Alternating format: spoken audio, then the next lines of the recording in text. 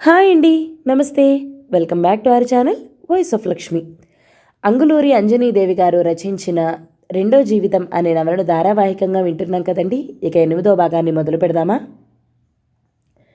జీవితం స్వచ్ఛమైన సెలయేటి నీళ్లను దోసిళ్లతో తాగినట్లుండాలి అని అనుకున్న ద్రోణకి ప్రస్తుతం అలా లేదు. నిప్పు పెదవులతో ముద్దాడి భయపెడుతున్నట్లుంది. అందుకే తనకింకేం మిగల్లేదు అన్న బాధతో ఆరాం చైర్లో కూర్చుని దిగులుగా చూస్తున్నాడు ద్రోణ. అప్పుడొచ్చింది ఆముక్త కారు దిగి లోపలికి. గదిలోకి రాగానే ఉలిక్కిపడి, ద్రోణ, నీ బొమ్మలేమయ్యాయి? గది నిండా ఈ బూడిదేంటి? ఫ్యాన్ వేస్తే ముఖం మీదకొచ్చేలా ఉంది. అసలు ఏం జరిగింది? అంది షాకింగ్గా. ఆముక్తకి ఏం చెప్పాలో ఒక క్షణం అర్థం కాలేదు ద్రోణకి. అబద్ధం చెప్తే కన్నా నిజం చెప్తే మంచిదనుకున్నాడు. జరిగింది చెప్పాడు. వేదనగా చూసింది ఆముక్త. నాది అనుకున్నది ఎవరికీ దక్కకూడదన్న ఆగ్రహంతో తారాస్థాయిలో తెగించింది శృతిక. ఇంత అతితో కూడిన తన ప్రేమను అవతలి వాళ్ళు తట్టుకోలేరని గ్రహించి ఉండదు.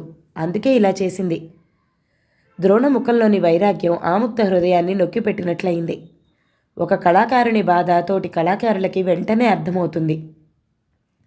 బాధంటే ఏమిటో, బాధపడటం అంటే ఏమిటో, సమస్యలు ఎలా ఉంటాయో, ఆ సమస్యలు పైకి చిన్నగా కనిపిస్తూ మనసుని ఎంత పెద్దగా కోస్తాయో ఆముక్తకి ఇన్ని రోజులు తెలీదు. ఇప్పుడు ద్రోణని చూస్తుంటే అంతటి భావకవి అయిన కృష్ణశాస్త్రి నాకు యుగాదులు లేవు, ఉషస్సులు లేవు అని ఎందుకు రాశాడో అర్థమైంది. ద్రోణ లాంటి వాళ్లే ఆయన హృదయాన్ని అప్పట్లో కదిలించి ఉంటారు. ఆవేశంగా ద్రోణ వైపు చూస్తూ, ఇది పెద్ద విధ్వంసక చర్య వర్షిత్. నేను మీడియా వాళ్ళకి ఫోన్ చేస్తాను. దీన్ని 10 మందికి తెలిసేలా చేద్దాం. న్యాయం కావాలని ప్రజలనే మనం అడుగుదాం. వాళ్ల సమాధానమే మనకి కొండంత అండ అంది ఆముక్త. ఉలిక్కిపడి చూశాడు ద్రోణ. నువ్వు నా గురించి బాధపడుతున్నందుకు థ్యాంక్స్ ఆముక్త. నా సమస్యకి నువ్వు చూపే సొల్యూషన్ కరెక్ట్ కాదు. నన్ను ఇలా ఉండనివ్వు అన్నాడు నెమ్మదిగా. నీ బాధ చూడలేకపోతున్నాను వర్షిత్ అంది జాలిగా. మన ప్రమేయం లేకుండా దేన్నైనా కోల్పోయినప్పుడు బాధగానే ఉంటుంది ఆముక్త. జీవితంలో తెలిసి కోల్పోయేవి కొన్ని, తెలియక కోల్పోయేవి కొన్ని ఉంటాయి కదా. ఏది ఏమైనా కోల్పోయింది నేను. నువ్వు బాధపడకు. ఇప్పుడేం రాస్తున్నావు అన్నాడు. దీని మీద ఇక ఏం మాట్లాడినా అనవసరమే అనిపించే. నా ఫ్రెండ్ సంవేద మొన్న కొన్ని సమస్యల్ని చెప్పి రాయమంది. సమస్యలు సమస్యలే కదా, ప్రత్యేకించి రాయడం ఎందుకు అని ఆలోచిస్తున్నాను. సపోజ్ ఆదాయం లేనివాడు అప్పులు చేస్తాడు. వాడు ఆదాయాన్ని పెంచుకునే మార్గాన్ని ఆలోచించి కష్టపడే తత్వాన్ని పెంచుకుంటే సమస్య సాల్వ్ అవుతుంది. కానీ దాని మీద నేను 4 పేజీలు రాస్తే అప్పులు తీరవు కదా. అందుకే నేను ఆ సమస్యను రాయదలుచుకోలేదు. ఏదైనా న్యూ సబ్జెక్టు దొరికితే రాస్తాను అంది. తల కొట్టుకునే ఆసక్తి కూడా లేనట్లు మౌనంగా ఉన్నాడు ద్రోణ. అటూ ఇటూ చూసి, శృతిక లేదా అంది. వెళ్ళిపోయింది అన్నాడు. ఎక్కడికి అంది. ఏమో తెలీదు అన్నాడు. ఇప్పుడు ఎలా అంది. దాని గురించి ఆలోచించే స్థితిలో లేను ఆముక్త అన్నాడు. అందరికీ ఒకసారి ఫోన్లు చేయండి, మనం కూడా వెతుకుదాం. భార్య లేకుంటే కష్టం కదా అంది. కష్టం వచ్చినప్పుడు పడాలి. కష్టం కదా అంటే వచ్చిన కష్టం పోతుందా? పోనీ మనం కూడా దాని నుండి పారిపోలేం. ధైర్యంగా నిలబడితే చూసి చూసి అదే పారిపోతుంది అన్నాడు. అతని ముఖంలో గంభీరతను చూస్తూ, భార్య లేకుంటే ఎన్ని కష్టాలో, ఎలా అయినా ఓ కథ రాస్తాను ద్రోణ అంది ఉద్వేగంగా. నిట్టూర్చాడు ద్రోణ. నా జీవితం నీకు కథలా ఉందా అన్నాడు. నువ్వే కదా జీవితాల్లోకి వెళ్ళి రాయమంటావు. సంవేద కూడా అప్పుడప్పుడు అదే చెప్తుంది అంది. ఒక్కసారి ఆమె ముఖంలోకి జాలిగా చూశాడు. సమస్యల్ని స్పృశించే నేర్పు కూడా ఓ కళే కదా అని మనసులో అనుకున్నాడు. ఏమనాలో తెలియక ఆల్ ద బెస్ట్ అన్నాడు. అంతలో ద్రోణ పేరెంట్స్ నుండి కాల్ రావడంతో ఎక్స్క్యూజ్ మీ అని ఆముక్తతో చెప్పి పక్కకెళ్ళి మాట్లాడి వచ్చాడు. ఆమె చాలాసేపు ద్రోణ దగ్గరే కూర్చుంది. అర్ధరాత్రి దాటాక అందరూ నిద్రపోతున్న సమయంలో గంగాధరం మళ్ళీ అరుస్తూ లేచాడు. నిశిత బెదిరిపోయి లేచి కూర్చుంది. ఆమె వణకటం చూసి, నిశిత భయపడకో అని మాత్రం అన్నాడు గంగాధరం. భయంగా ఉంది మావయ్య. మీరు రోజు ఇలాగే అరుస్తున్నారు, ఎందుకని అంది గుండెలపై చెయ్యి వేసుకుని. నిశితకి చెప్పాలి, తనేమిటో చెప్పాలి, ఏం జరిగిందో చెప్పాలి. ఇన్ని రోజులు వినేవాళ్లు లేక, ఆత్మీయులుగా అనిపించక చెప్పలేదు. ఇప్పుడు చెప్తే కనీసం నిశిత అయినా ధైర్యంగా తన పక్కనుంటుంది. లేకుంటే తన అరుపులకి భయపడుతూ ఎన్ని రోజులిలా? భార్య ఎలాగూ తనని దగ్గరికి రానికుండా దూరంగా ఉంది. అది ఏ జన్మలో చేసుకున్న పాపమో కదా. ఆయన చెప్పడానికి సిద్ధమయ్యాడు. అది గమనించి మంచినీళ్లు తెచ్చి ఇచ్చింది నిశిత. అవి తాగి చెప్పడం ప్రారంభించాడు. నిశిత వింటోంది. నేను ఆర్టీసీ బస్లో పనిచేస్తున్న రోజుల్లో నా భార్య డబ్బు మీద ఆశతో నన్ను బాగా సంపాదించమనేది. జీతాన్ని మించిన సంపాదన నాకెలా వస్తుంది? రోజుకో రకంగా ఏదో ఒకటి లేదంటూ తనలోని వెలితిని బయటపెట్టి బాధపడేది. నన్ను బాధ పెట్టేది. ఇంటికి రావాలంటేనే భయపడేవాణ్ణి. అప్పటికే శ్యామ్ పుట్టాడు. శ్యామ్ కోసమైనా నేను నా భార్య మాట వినాలి, లేకుంటే నన్ను ఇంటికి రానివ్వదు. బస్సులో టికెట్స్ ఇవ్వకుండానే ప్రయాణికుల దగ్గర డబ్బులు తీసుకోవడం మొదలుపెట్టాను. నా భార్యకి నెలకోసారి ఇచ్చే జీతం కన్నా నేను రోజు ఇచ్చే 100-200 చూసి సంతోషించేది. ఒకరోజు స్క్వాడ్ వచ్చినప్పుడు దొరికిపోయి ఉద్యోగం పోగొట్టుకున్నాను. పోయిన ఉద్యోగం మళ్ళీ రాలేదు. భార్యా బిడ్డను పోషించుకోవాలంటే డబ్బు లేదు. పొద్దున లేచి ఏదో ఒక పనికి వెళ్ళేవాణ్ణి. నేను చెయ్యని పని లేదు, పడని కష్టం లేదు. నేను చేసిన తప్పుకి అనుభవిస్తున్న శిక్షను చూసి నా మీద నాకే జాలేసేది. ఒకరోజు దొరికిన పని ఇంకో రోజు దొరికేది కాదు. క్వారీలలో రాళ్లు తీసే పని దగ్గర నుండి రైల్వే స్టేషన్లో మూటలు మోసే పని దాకా అన్ని పనులు చేశాను. చివరికి బరువైన పనులు చేయలేని స్థితికి వచ్చాను. కారణం నాలో కాల్షియం లోపించిందన్నారు డాక్టర్లు. అప్పుడు నాకు వ్యక్తితో పరిచయం అయింది.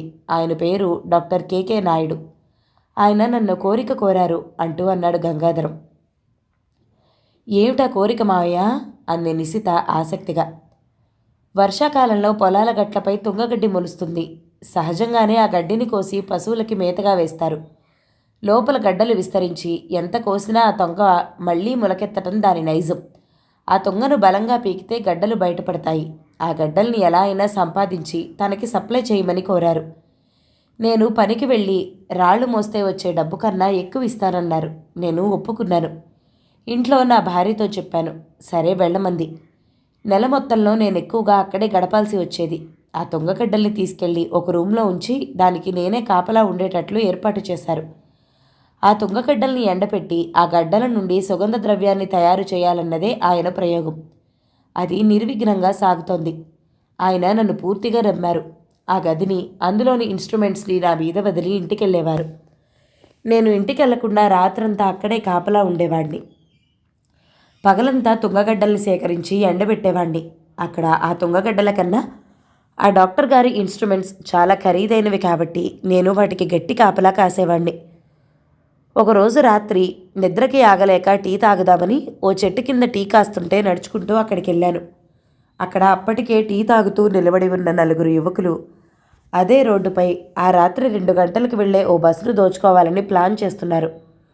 వాళ్ళ గురించి అప్పుడప్పుడు పేపర్లో రావటం నేను చదవటం వల్ల వెంటనే వాళ్ళ ఎత్తుగడల్ని అర్థం చేసుకోగలిగాను. అప్పటికప్పుడు వాళ్ళని ఎదుర్కొనే శక్తి, పట్టించే నేర్పు లేక మౌనంగానే ఉండిపోయాను. ఆ రాత్రికి ఆ బస్ దోపిడీలో నగలు, డబ్బు దోచుకోవడమే కాక 2 చంటి పిల్లల్ని చంపేయటం నన్ను బాగా కదిలించింది.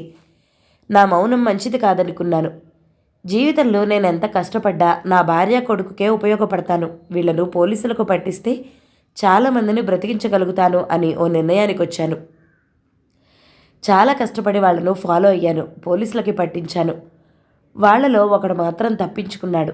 పట్టుబడిన వాళ్ళకి వాళ్ళ నేరాలను బట్టి శిక్షలు పడ్డాయి. ఒకడికి యావజ్జీవ కారాగార శిక్ష కూడా పడింది. తక్కువ శిక్ష పడ్డవాళ్లు కొద్ది రోజులకే బయటకొచ్చారు.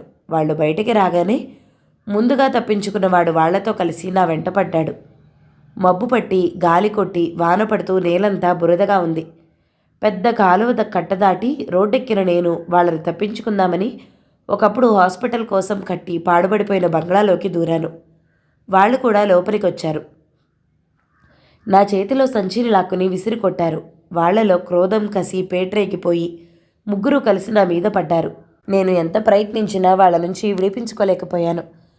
బయటికి అరుపులు వినిపించకుండా నా నోట్లో గుడ్డ కుక్కారు. నేను కళ్ళు మూసి తెరిచే లోపల ఒకడు వెనక నుండి కత్తి తీసి నా చేయి నరికాడు. నేను స్పృహ కోల్పోయాను. తర్వాత ఏం జరిగిందో నాకు తెలీదు. హాస్పిటల్లో డాక్టర్ కేకే నాయుడు గారు నాకు వైద్యం చేయించారు. అప్పటికే నేను ఇంటికెళ్ళక చాలా కాలమైంది. నా భార్య బిడ్డ గుర్తొస్తున్నారు, కానీ వాళ్ళ గురించి ఆలోచించే ఓపిక కూడా లేకుండా అయింది. గాయం పచ్చిగానే ఉంది, కానీ ఈ మధ్య మళ్ళీ వాళ్ళు నన్ను చూశారు. నన్ను చంపే వరకు నిద్రపోయేలా లేరు. వాళ్ళ చేతుల్లో చావటం ఇష్టం లేక ఇలా వచ్చాను. ఆ తర్వాత ఏం జరిగిందో నీకు తెలుసు. ఇప్పుడు ఇక్కడ నా భార్య, నా కొడుకు, కోడలు, ముఖ్యంగా నువ్వు ఉన్నారు. చిన్నదానివైనా ఒక చెయ్యి పూర్తిగా లేని నన్ను అర్థం చేసుకుని సేవ చేసి నా గాయాన్ని నయం చేశావు. పెద్దవాడి నన్నది మర్చిపోయి నీకు చేతులెత్తి దండం పెట్టాలని, ఒకసారి నీ పాదాలను తాకాలని ఎన్నోసార్లు అనిపించింది. రాగద్వేషాలతో ఉండే మానసిక వికలాంగుల కన్నా నువ్వు గొప్పదానివి నిశిత అన్నాడు. నిశిత అలాగే వింటుంది.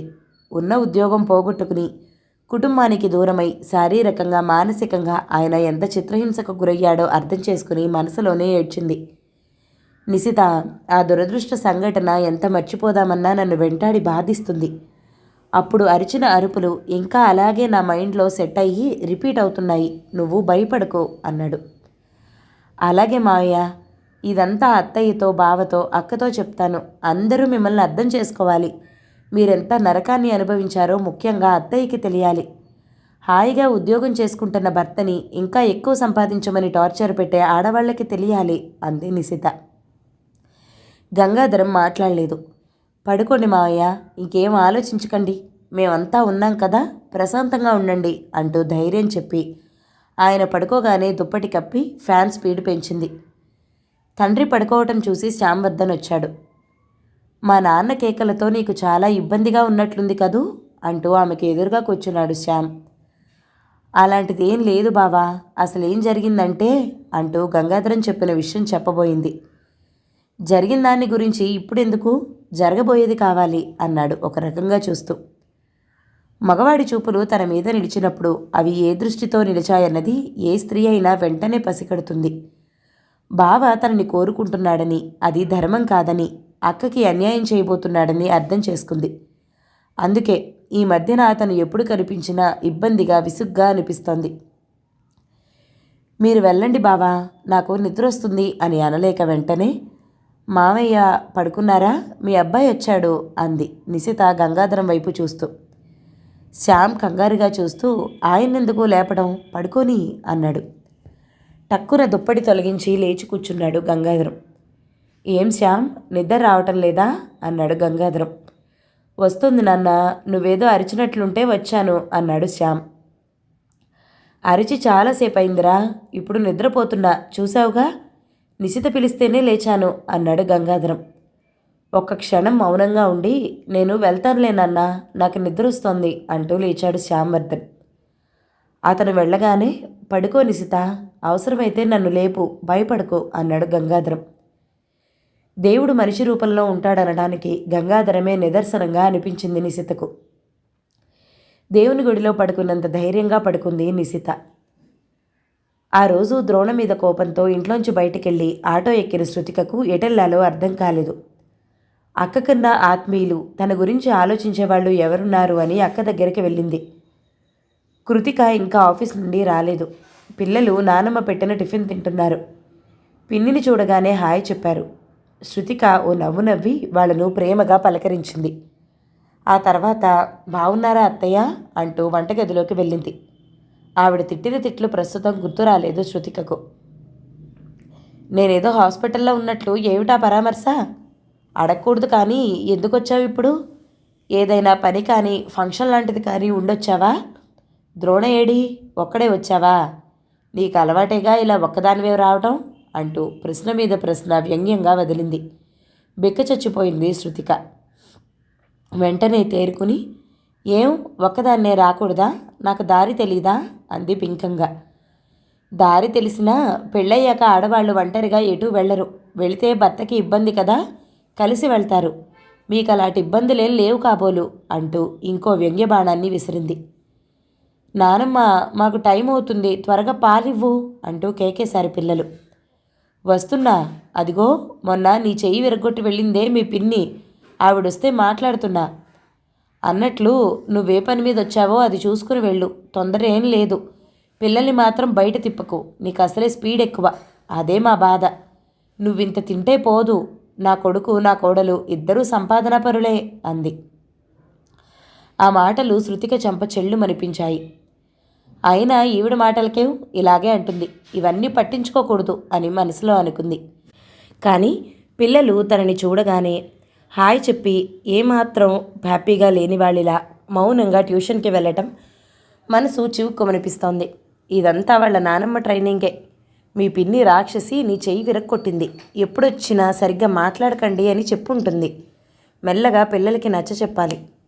నేను మీ పిన్నిని, మీ అమ్మలాగే నాకు కూడా మీరంటే ప్రేమ ఉంటుంది, యాక్సిడెంట్లు అనేవి అనుకోకుండా జరుగుతూ ఉంటాయి, అవి కామనే అని వాళ్ళను దగ్గరకు తీసుకోవాలనుకుంది.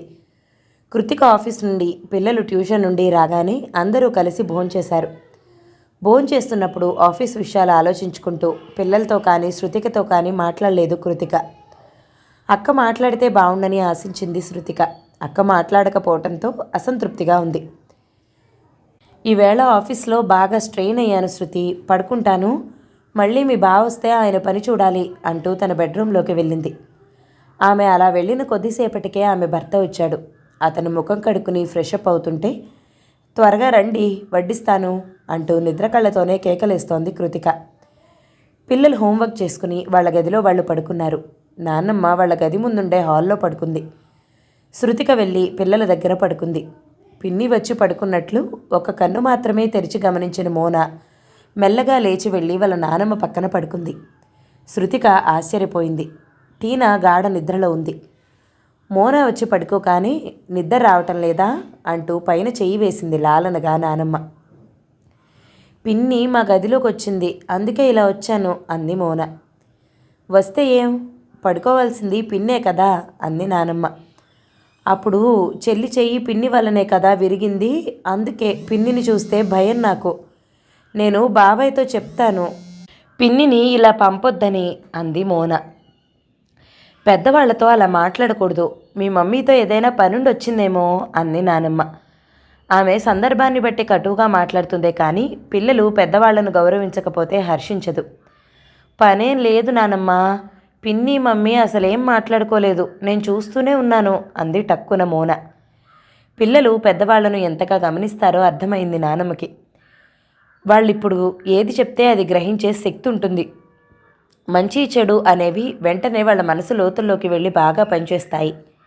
నానమ్మ, బాబాయ్ లేకుండా పిన్ని ఒక్కతే వస్తే తప్ప? అదే నువ్వు పిన్ని రాగానే అన్నావుగా, అందుకే అడుగుతున్నా అంది మోన. మంచి ప్రశ్న వేశావు. ఒక్కతే రావటం తప్పు లేకపోవచ్చు, కానీ పెళ్ళయ్యాక ఆడపిల్ల తన సంసారాన్ని అంకిత భావంతో చూసుకోవాలి. ధర్మేచ అర్థేచ కామేచ మోక్షేచ నాతిచరామి అంటూ పెళ్లిలో భర్త చేసిన ప్రమాణానికి నాతి చరితవ్యం అంటూ భార్య పతి ప్రమాణం చేస్తుంది కదా, దాన్ని జీవితాంతం పాటించాలి. భర్తతోనే ఉండాలి. అవసరాన్ని బట్టి భర్తతోనే బయటికి రావాలి. అంతేకాని అక్కల దగ్గర చెల్లెళ్ళ దగ్గర గడపకూడదు. అలా గడిపితే ఎంత దగ్గరి వాళ్ళైనా చిన్నచూపు చూస్తారు అంది నానమ్మ. అవునా అన్నట్లు వింటోంది మోన. ఏ రోజుల్లో అయినా సరే పెళ్ళయ్యాక ఒడిదుడుకులు ఉంటాయి, తట్టుకోవాలి. స్వాతంత్రం కూడా తగ్గుతుంది, కట్టుబడాలి. అందరితో అవసరాలుంటాయి, అర్థం చేసుకోవాలి. ఇతరుల అవసరాల కన్నా భర్త అవసరాలకు ప్రాధాన్యత ఇవ్వాలి, సంతోషపెట్టాలి, దగ్గరవ్వాలి. అలా అని భర్త అంటే భయభక్తులతో ప్రతిక్షణం మనసు చంపుకోమని కాదు, కలిసిమెలిసి ఉండాలి అంది. ఇప్పుడు మోనాకు భర్తతో పని లేకపోయినా భర్తతో ఎలా ఉండాలి అనేది భవిష్యత్తులో తెలుసుకుంటుందని నానమ్మ ఆలోచన. మోనా కూడా ఆసక్తిగానే వింటోంది. ముఖ్యంగా వ్యక్తిగత జీవితం కన్నా సంసారం బాగుండాలి అనుకోవాలి. అనుమానాలు చికాకులు ఉండకూడదు. అవి ఉంటే అరిష్టం. అన్ని అరిష్టాలకు మూలం ఆవేశం అంది నానమ్మ. మోన వింటూ నిద్రపోయింది. శృతికకు నిద్ర రాలేదు. నానమ్మ మాటలే ముళ్ళులా గుచ్చుకుంటున్నాయి. తెల్లవారింది.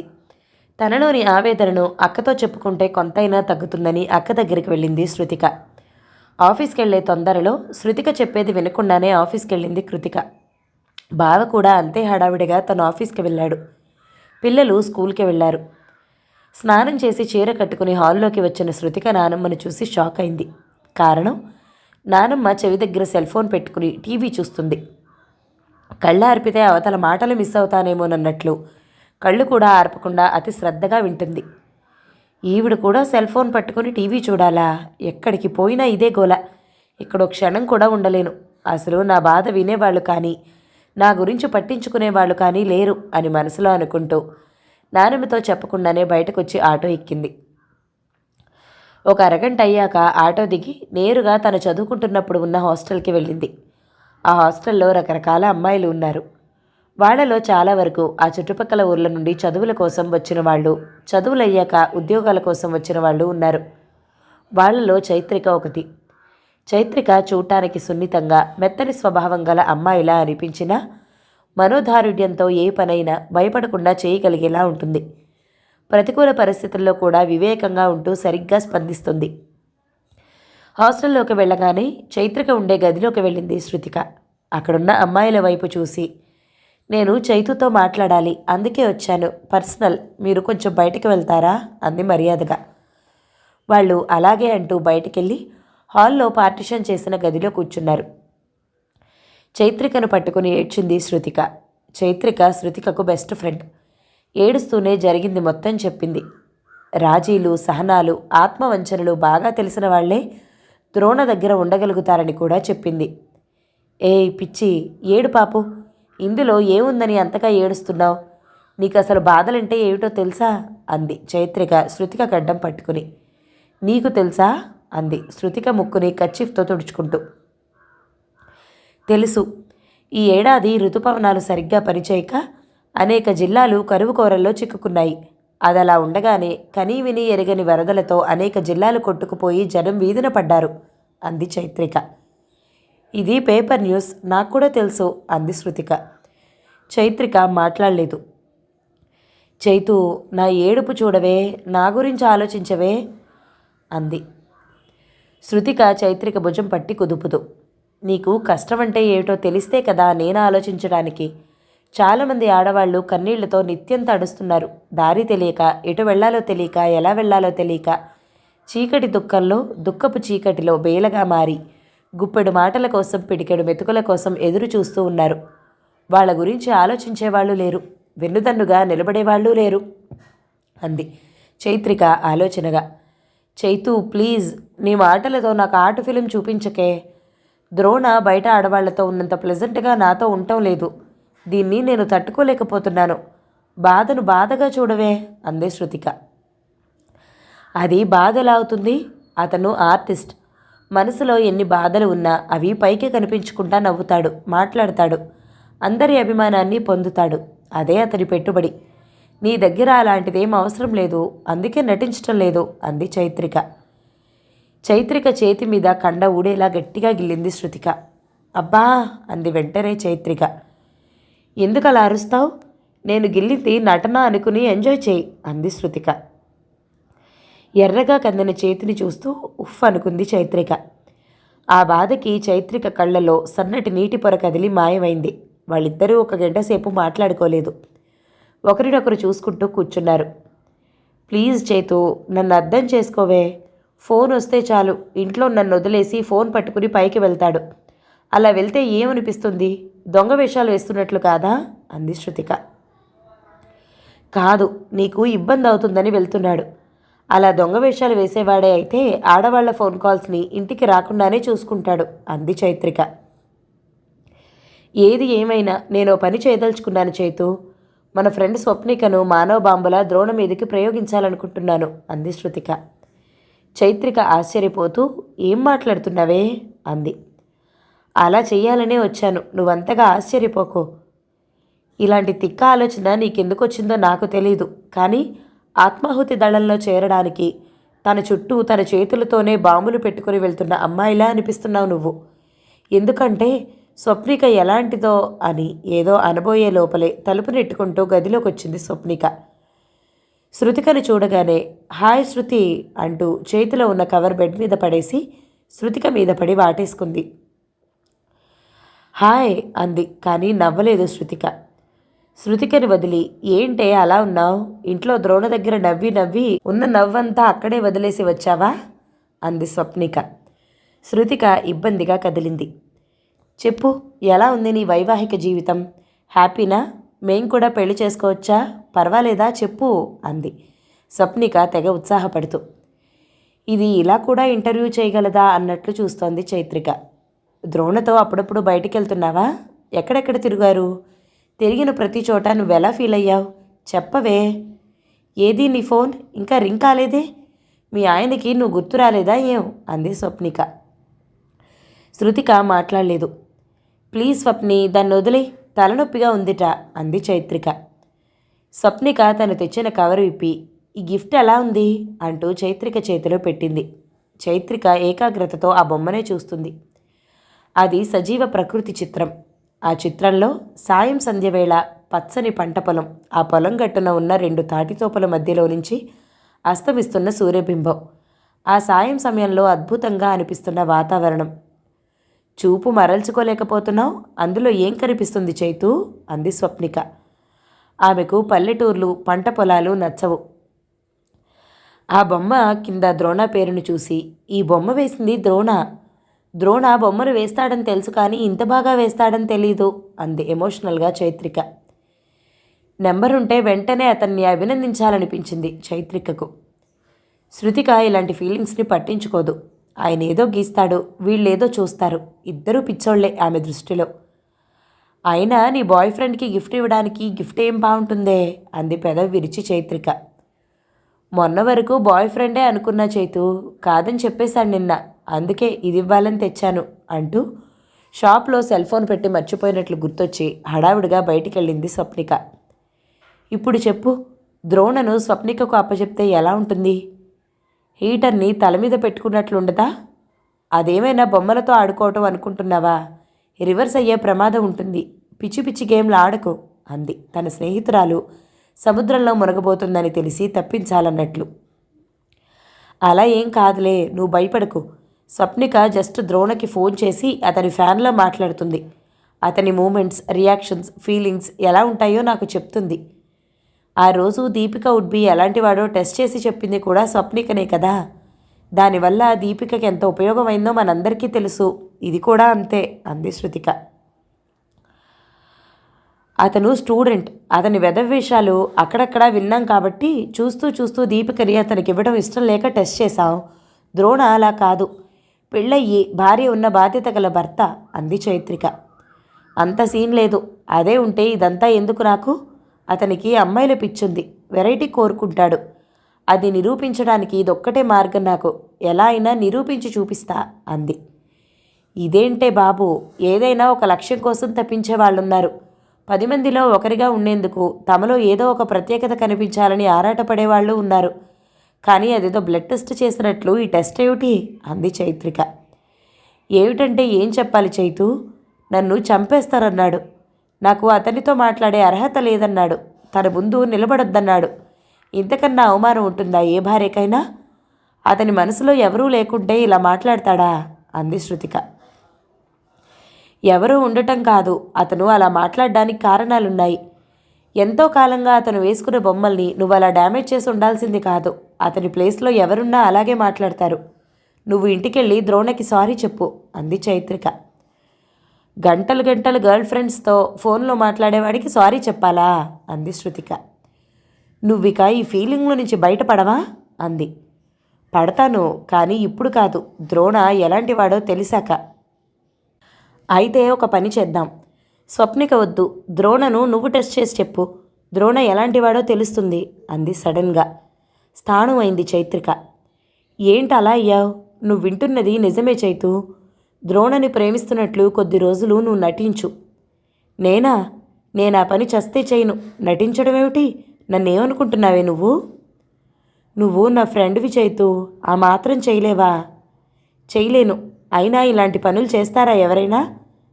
స్వప్నిక చేస్తుంది. నాకు స్వప్నిక తప్ప ఇంకో ఆప్షన్ లేదు. తనను అడగనా అంది శృతిక. సముద్రంలోకి దిగితే అలలు లాక్కుపోవటం ఎంత సహజమో స్వప్నిక కూడా అంతే అని చైత్రికకు తెలుసు.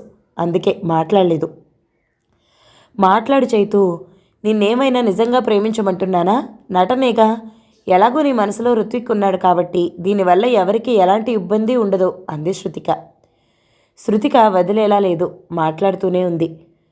ద్రోణ మరీ అంత వీక్ అని నేను ప్రేమిస్తున్నా అంటే నమ్మటానికి? అయినా నేను అలా నటించాలన్నా అతనితో మాట్లాడాలన్నా నాకు ఇన్స్పిరేషన్ రావద్దా అంది చైత్రిక. ఇన్స్పిరేషనా? దానికేం తక్కువ? ద్రోణ అందగాడేగా. పెళ్లిలో చూసి ముందుగా ఆయన్ని పొగిడింది నువ్వే. మాట బాగుంది, నవ్వు బాగుంది అని మన ఫ్రెండ్స్ని ఉక్కిరి బిక్కిరి చేశావు. నేను చూస్తూనే ఉన్నా నీ అల్లరిని. మీ ఆయన్ని ఇది ఎప్పుడో లేపుకెళ్ళిపోతుంది జాగ్రత్త అని కూడా మన ఫ్రెండ్స్ అన్నారు నాతో. ఆ ఇన్స్పిరేషన్ చాలదా ఆయనతో నువ్వు మాట్లాడడానికి అంది. అసలే శృతిక అనుమానపు పీనుక. ఇందులో నేను ఇరుక్కుంటే ఎటుపోయి ఎటు తేల్తానో అన్న భయంతో ఏం మాట్లాడలేదు చైత్రిక. మాట్లాడు చైతు ప్లీజ్ అంది రిక్వెస్ట్గా శృతిక. మరి నేను ద్రోణతో మాట్లాడితే నువ్వేమీ అనుకోవుగా? నీ మనసు లోతుల్లోకి వెళ్ళి బాగా ఆలోచించి చెప్పు. ఎందుకంటే ఇది ప్రేమ వ్యవహారం. ఇద్దరి మధ్యన రకరకాల మాటలు దొర్లుతూ ఉంటాయి. కట్టే కొట్టే తెచ్చేలా ఉండదు మరి అంది చైత్రిక. పర్వాలేదు, మీ ఇద్దరూ ఏం మాట్లాడుకున్నా నేనేమీ అనుకోను అంది శృతిక దృఢంగా చైత్రిక మీద ఉన్న నమ్మకంతో. హా, నువ్వు వినవు కాబట్టి నీకు అలాగే అనిపిస్తుంది. కానీ నువ్వు మా ఇద్దరి మాటలు వింటావో. ముందు నీకు కాల్ చేసి తర్వాత ద్రోణకి కాల్ చేస్తాను. నీ ఫోన్కి కాన్ఫరెన్స్ కలుపుతాను. ప్రతి మాట ప్రతి ఫీలింగ్ నువ్వు వినాలి. ఆ తర్వాత ఏం జరిగినా నాకు సంబంధం లేదు అంది చైత్రిక. ఓకే, అలాగే కానివ్వు అంది శృతిక. ద్రోణ నెంబర్ ఇవ్వు అంది చైత్రిక. వెంటనే చైత్రిక మొబైల్ని తీసుకుని ద్రోణ నెంబర్ని సేవ్ చేసి ఇచ్చింది శృతిక. ఇక నేను వెళ్తాను చైతు అంటూ లేచి నిలబడింది శృతిక. అప్పుడే ద్రోణ గుర్తొచ్చాడా వెళ్తా అంటున్నావు అంది చైత్రిక. నేను వెళ్తాను అనేది ద్రోణ దగ్గరికి కాదు అంది శృతిక. మరి అంటూ ఆశ్చర్యపోయి చూసింది చైత్రిక. మా పేరెంట్స్ దగ్గరికి. నేను దూరంగా ఉండి ద్రోణకి నా విలువ తెలిసేలా చెయ్యాలి అంది. ఏం మాట్లాడలేక అలాగే చూసింది చైత్రిక. 8వ భాగం సమాప్తం. మిగతా నవలని తర్వాతి భాగాల్లో విందామండి. నవల మీకు నచ్చితే లైక్ చేయండి, షేర్ చేయండి, మంచి కామెంట్ చేయండి. మన ఛానల్ని తప్పకుండా సబ్స్క్రైబ్ చేయండి. Thank you so much for watching. నమస్తే.